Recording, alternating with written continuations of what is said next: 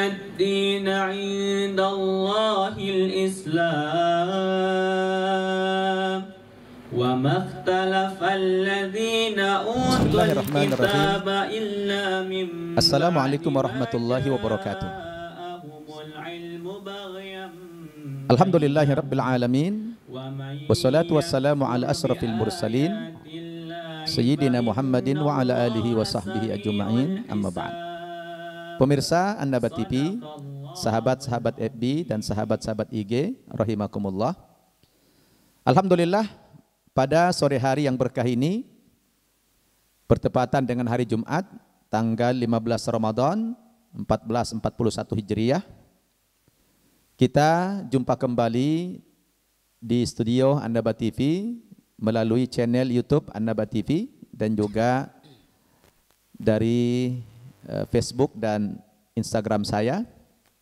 Alhamdulillah kita semua dalam keadaan sehat walafiat, dan hari ini sepertinya nggak jadi dukhon, ya, sebab lagi rame di sosmed ada ramalan-ramalan tanggal 15 Ramadan tahun ini katanya akan terjadi dukhon, yaitu asap yang tebal sekali yang menandakan akan terjadinya kiamat kubra.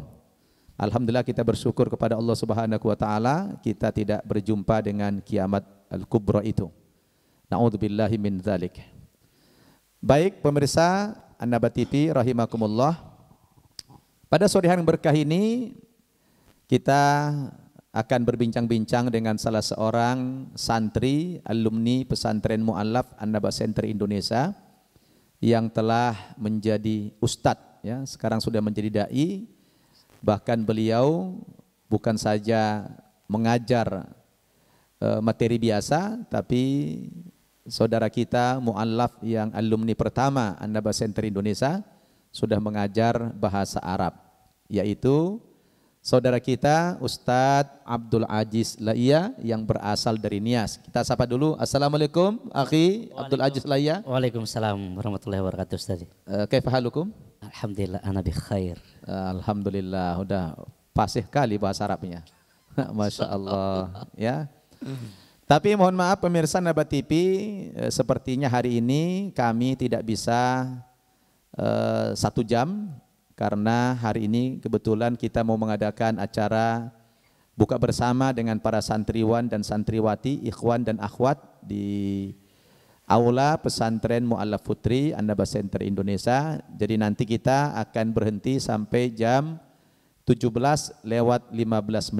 Habis itu saya akan prepare persiapan untuk briefing para santriwan dan santriwati kita di Aula Pesantren Putri An-Nabat Center Indonesia. Baik, pemirsa An-Nabat TV rahimakumullah, sudah bersama saya salah seorang alumni pesantren Mu'allaf An-Nabat Center Indonesia yang berasal dari Nias, yang mulia ini luar biasa kesungguhannya, ya. Saya juga bangga punya alumni seperti Abdul Aziz Laiya ini, dan dia juga sudah berhasil mengajak ayah kandungnya masuk Islam bersama beberapa orang adik-adik kandungnya juga sudah disyahadatkan dan juga sudah mondok di pesantren Mu'allaf An-Nabat Center Indonesia ini. Nah, sekarang kita ajak dulu ngobrol-ngobrol, ya, bersama saudara kita yang sudah jadi ustadz, Abdul Aziz Laiya. Ustadz Aziz. Ya Ustaz. Sepertinya ini kalau pemirsa kita ini kan luar biasa, ya, sangat cinta dengan para mu'allaf, apalagi kalau sudah testimoni, cerita-cerita, kisah pengalaman kenapa mereka masuk agama Islam dan bagaimana kiprahnya setelah masuk agama Islam ini. Boleh diceritakan bagaimana awalnya kok bisa tertarik masuk Islam begitu? Masya Allah, ini adalah Ustaz, merupakan suatu kisah yang sangat mulia sekali. Allah anugerahkan kepada saya, para pemirsa semuanya, dan juga kepada orang tua saya, guru saya, Ustaz Syamsul Arifin Nababan. Awal mulanya saya ini bisa mendapatkan hidayah ini adalah diawali dari ketika mendengarkan ayat suci Al-Quran, ya. Ada saat itu baca tilawah Al-Quran surat Al-Maidah, kemudian Ali Imran, Al-Maidah, kemudian surat Maryam. Dan itu tersentuh sekali karena saat itu pemirsa adalah banyak menyinggung tentang keluarganya Imran, ya. Nah itu waktu itu Ustadz Abdul Aziz Laya ini mendengarkan bacaan-bacaan Quran itu di mana dan saat-saat apa itu mendengarkan itu? Saat itu saya mendengar itu sore hari Ustadz. Sore hari Itu ketika menjelang itu di Medan ya. Oh di Medan? Di Medan saat itu ya. Itu menjelang saya menuju ke Riau. Nah kemudian ketika sudah di Riau semakin bertambah demikian ya. Oh di Riau, apa dulu kerjanya di Riau apa? Kerja saya di sebuah perusahaan PT Indakiat Pulp and Paper. Oh di daerah mana itu? Di Perawang Riau. Di Perawang Riau, Ya, jadi Perawang itu pabrik Riau, kertas ya? Ya pabrik kertas ya. Jadi di sana itu kan lingkungan Muslim ya? Mayoritas sana Muslim karena memang itu adalah daerah Melayu. Daerah Melayu. Ya daerah Melayu ya. Jadi biasa kalau sore-sore menjelang maghrib ada di setel Iya. kaset-kaset ngaji gitu Iya, ya? kaset ngaji, kaset tilawah gitu yang ada terjemahannya.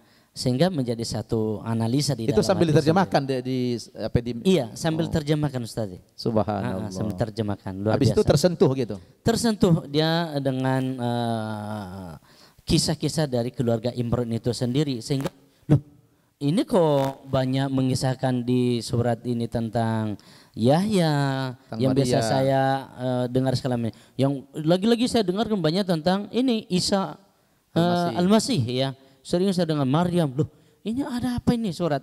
Jadi menjadi satu gundah hati. Ya, Penasaran? hanya penasaran itu bertanyalah kepada difaham ya seperti gitu. Iya. Orang Muslim ya gitu.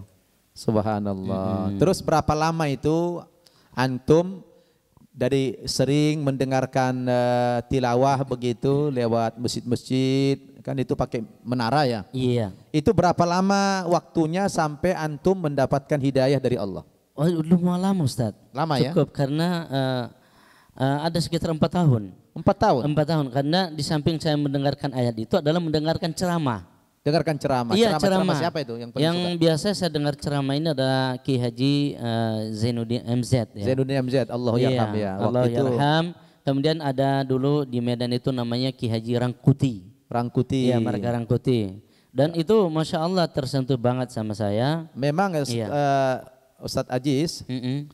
Kiai Haji Zainuddin MZ almarhum ini Iya. memang Allah yarham. dakwah-dakwahnya bukan saja disenangi orang Islam, Iya. tapi orang-orang non Muslim banyak sekali yang suka dengan ceramah-ceramah beliau karena memang orangnya sangat intelek, Iya. kemudian sangat cerdas sekali dalam menyampaikan dan bijaksana dan kocak juga gitu ya. Benar Iya. sekali, benar sekali. Ustaz. Nah terus 4 tahun jaraknya baru dapat hidayah, terus disyaratkan waktu itu di mana? Di Perawang Riau. Di Perawang. Iya, jadi saya mikir sama 4 tahun karena memang background keluarga saya orang yang luar biasa dalam agamanya ya. Iya. Sang kental bahkan pendakwah gitu sampai Taat lah ya, di taat di agama luar sebelumnya biasa. ya. Jadi mikir itu masalah permasalahan ke depan. Tapi ketika Allah Subhanahu wa taala sudah memberikan hidayah, saat itu pas lepas dari tahun baru ya. Iya. Di Riau itu. Nah, di malam itu puncaknya lah satu minggu tuh Ustaz. 1 minggu puncaknya itu saya menganalisa hingga 1 malam tank saat itu. Iya. 1 malam tank itu saya tidur di lapangan bersama Tanggal 1 teman-teman. malam tahun baru itu. Belum, udah setelah tahun baru. Oh iya. Saya memikirkan kok orang-orang begini kok bukannya taubat ini. Kok jadi semakin semraut gitu ya. Gitu ya. Akhirnya seminggu setelah itu saya ngambil keputusan saya harus memilih agama mana yang saya inginkan. Subhanallah. Ya karena Islam sudah masuk gitu. Udah Walaupun ada masuk di bersyahadat hati ya? sudah masuk ke hati itu udah 70%. Subhanallah. Sudah 70%, tapi belum mensyahadatkan ya. Belum syahadat ya. Belum mensyahadatkan ya. Terus bagaimana ceritanya bisa setelah syahadat bisa sampai ke pesantren Anda ini, gimana ceritanya itu? Subhanallah, ini perjalanan yang cerita yang cukup panjang Ustadz ya. Panjang, Tapi singkat saya aja waktunya kita. Singkat saja. Dikala saya sudah masuk Islam itu, maka saya bertekad saya harus benar-benar menjadi seorang Muslim yang kafah, yang benar-benar bisa menjalankan syariat aturan agama ini. Iya. Kemudian setelah saya udah masuk Islam udah 4 tahun, nggak ada belajar saya Ustaz. Nggak ada belajar sama sekali. Ya Allah, ya Rabb, itu menjadi terngiang-ngiang dalam penguraian syahadat. Jadi hanya syahadat aja lah. Hanya syahadat. Dapat Jadi sertifikat ya. ya nggak ada yang ngajarkan.